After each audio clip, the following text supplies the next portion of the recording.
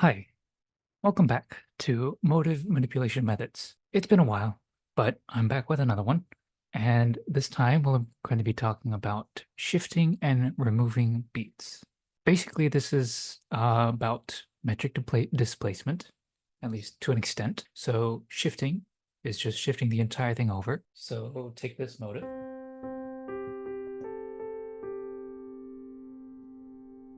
And say you shifted the entire thing over.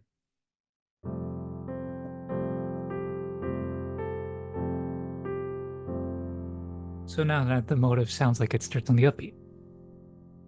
If you do removing a beat, you basically just remove that first beat.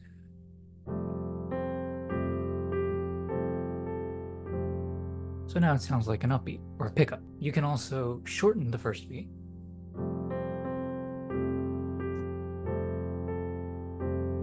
Which will still make it sound like a pickup. So that's the two techniques we'll talk about in this video. So here we have a motive right here.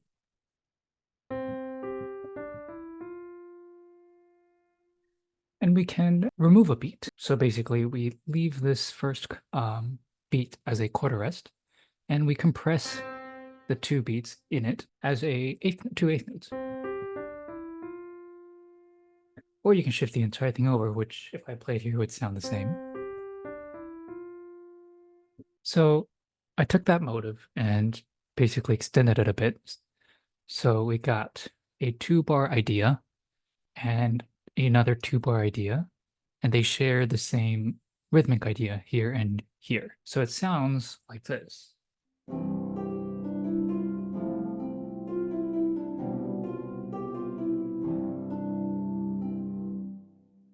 So now that's our original idea, right? And it's harmonized as all of this under a 1 chord, all of this under a 4 chord, or a 2/7 maybe, and all this under a 5/7 chord, and all of this under a 1 chord. So basic 1, 4, or 2, 5, 1.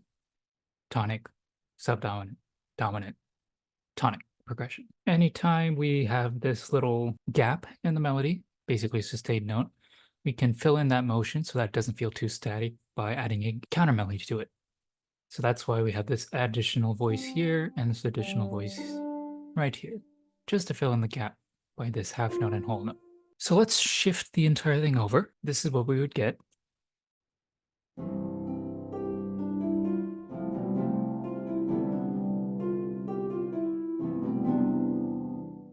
So as you can tell, it sounds different because the emphasis has now shifted. Everything that was a strong beat became a weak beat. Everything that was a weak beat now feels like a strong downbeat.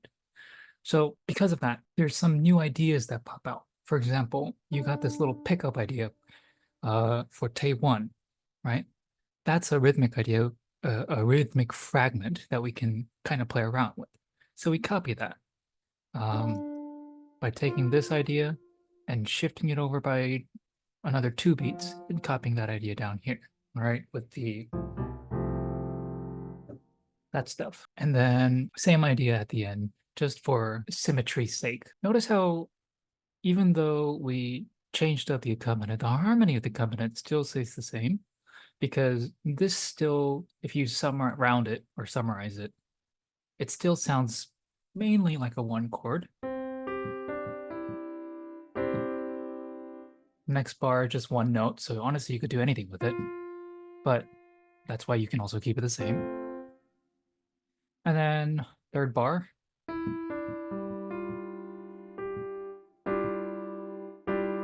That sounds like everything without the E would sound like. Add a B, it's a 5/7 chord, and then back to tonic. But if we go on, we'll see that it's not always going to work that way. The chords within the bar, as they shift over, they change, and so the resulting harmony will change. So let's look at this next one. Now it's shifted over 2 beats.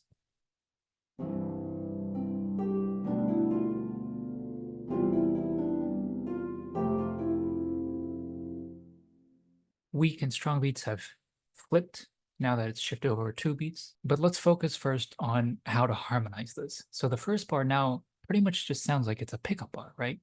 A 2-beat pickup. right? But we can still harmonize it with the one chord. And now the second bar has the D. So now it really sounds like it could be a D minor or a G7. And the third bar, again, sounds like a G7. And the fourth bar sounds like it could be E minor or C major or A minor 7, but anyways. But if we were to play those chords,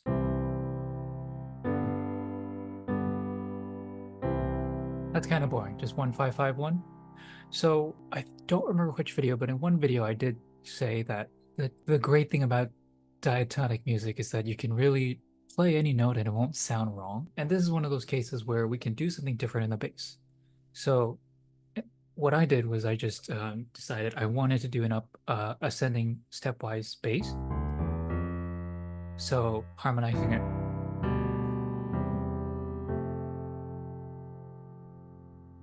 1, 5, 1, 6, and then 4. And the top, even though it's not necessarily going to have the right notes in it, it'll still sound pretty okay, right?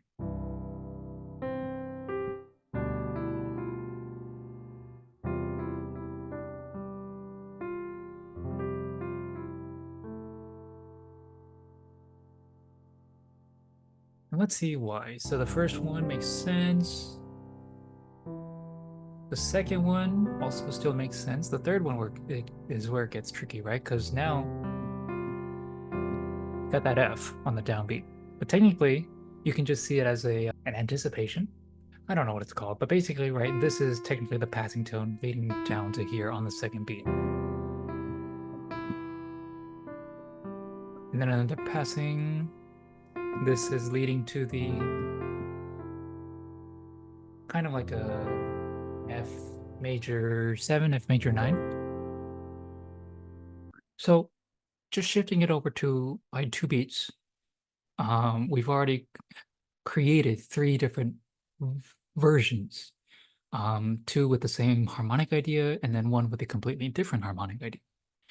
And even though they all have the same melody, which will make it, or same motive or melody, which will make it recognizable to the listener, it won't sound like the same music, right?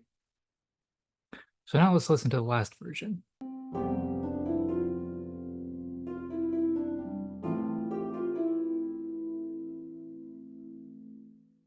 So this one completely ignores trying to summarize the chord in each bar, and instead it just prefers 2 pedal points. And again, because it's diatonic music, if we just harmonize that triad with extra notes, it'll make sense, right?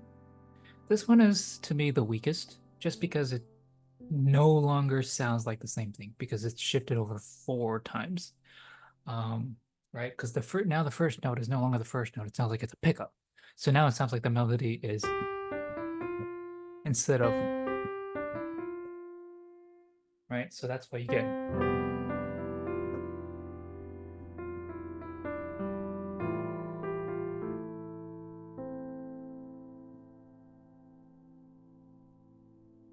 And that's fine if you really want to disguise the melody, but for me, this is a bit too much. We could also have done different chords. I mean, it doesn't really matter.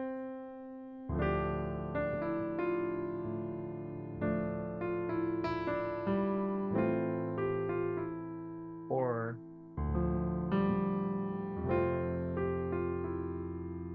or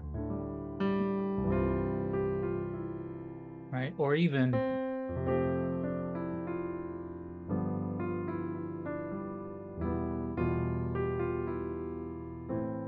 the Royal Row progression, or if you want to make it a true sequence.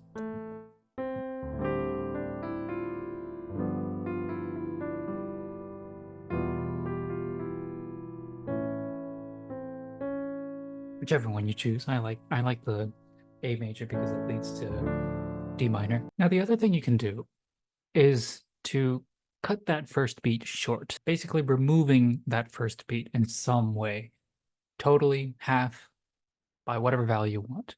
But then, of course, you have to make up for it elsewhere, or just don't make it up at all. Although like to make it up just because of the identity, so that it keeps that melodic identity. So in this example, we have the same four beat or one bar motive, right? But now we're going to take away that first beat and compress it.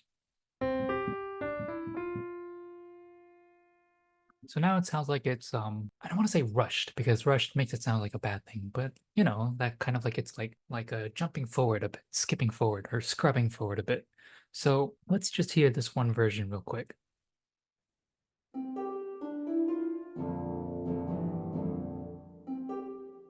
That's it.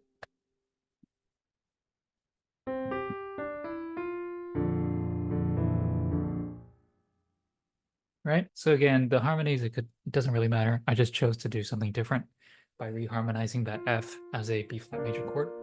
But we could have done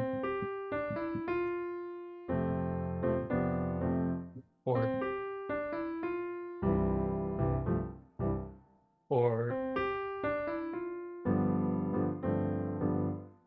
something like anything like that, right? Or we can even go further. Something like that. But the point is, we got rid of that first beat and we pushed it closer to the second beat, right? In the next example, now instead of just removing an eighth note, we're going to remove the entire quarter note. And so to make up for it, we have to compress both beat one and beat two into two eighth notes. So this is what that would sound.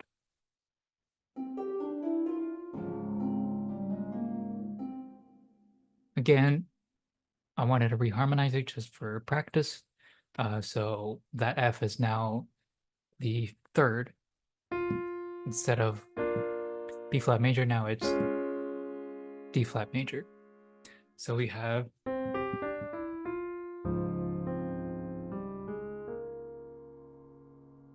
or we could have done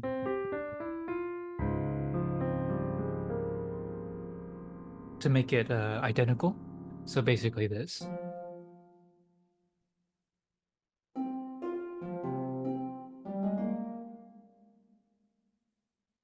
Notice how like the shifting the entire thing over was about keeping the entire thing, the entire melody, right? And this is more about taking that melody, breaking it up into that first bar motive, or I guess first two bar motive, and playing around with it. So this is a section that would be good for developing the motive rather than stating the motive, I guess. Here we have another version, and this one's a bit different, right? So it plays around with the first two beats a bit more. Before, where we had the C was the eighth note and the G was the quarter note, now we flipped it so that the C is the quarter note and the G is the eighth note. So let's hear what this sounds like.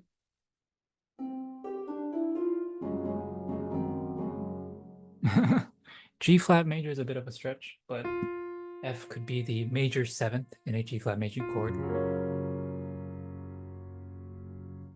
And this version really doesn't make sense unless you add a downbeat to it.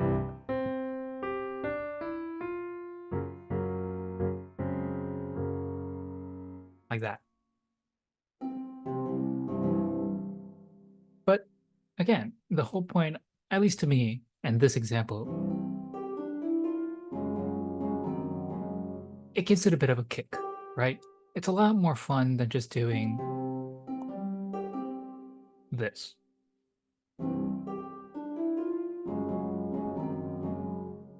Now, here's another example, and we've done a couple of things here. So we not only removed the first beat, but we also diminished the first two beats. So now it's been compressed as two 16th notes, which means that what used to be bar or beat 3 and 4 is now beats 2 and 3. And to make up for the tail end, now that everything is compressed, we can mimic that in the lower voices. So again, we have the motive. Now that F is reharmonized as B flat. Now that D is a leading tone modulation, and we're going to go chromatically up to D sharp, which could be E major or C flat, but also A flat or F7 or C minor or F minor 7 or G og. And there's more, but I can't think of it right now. But in this case, we went to C flat. So we did. And now, same thing. Now that A flat becomes A flat major. If this was the key of C flat major, that would technically should be A flat minor, right? But we want to go to normal A11. And also notice how in the first instance, the F, we reharmonized it as the fifth. In the second instance, we reharmonized the A flat as the tonic, just to make it not sound too similar to each other, right? Anyways, now we go. Again, the C is a chromatic leading tone up to C sharp, which could be G flat or F sharp major. Could also be E major 6. It could also be D major 7. Oh, I like that progression.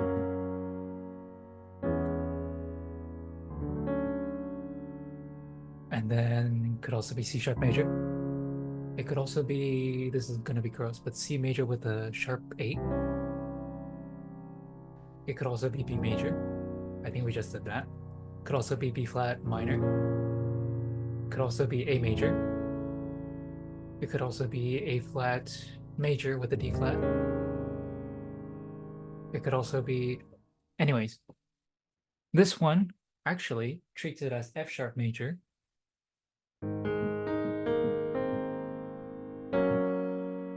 But with E on the bottom. And technically on the top, G sharp minor.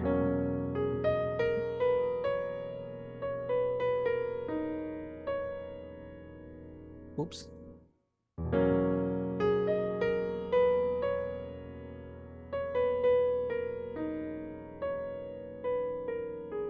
And again, this works because this is technically all diatonic within, I'm going to say, B major, because B major has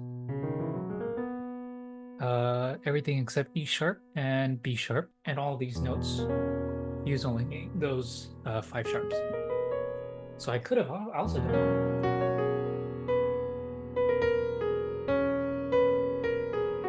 or I could have done, ooh, hang on.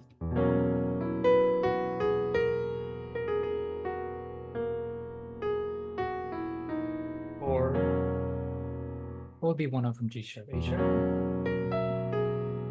Oops.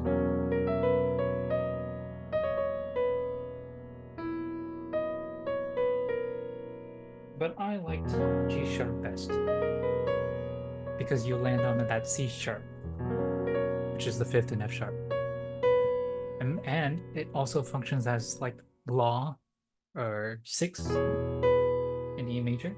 So it's like bifunctional, I guess. Anyways, let's hear what this sounds like as a short score.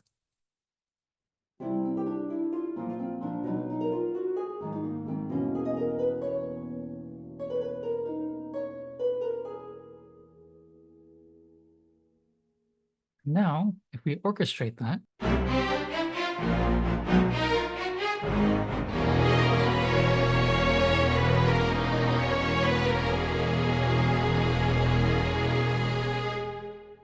orchestrating it helps make justify, you know, the chromatic nature of this, even though it's not very chromatic. Because sometimes on a piano you hear clashes and you're like, ooh, that's a no. But if you hear it between multiple instruments, it kind of hides that up.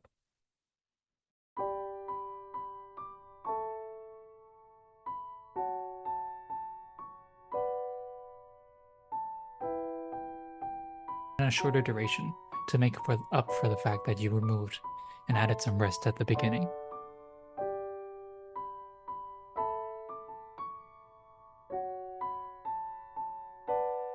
Thank you again for watching, and I will see you in the next one.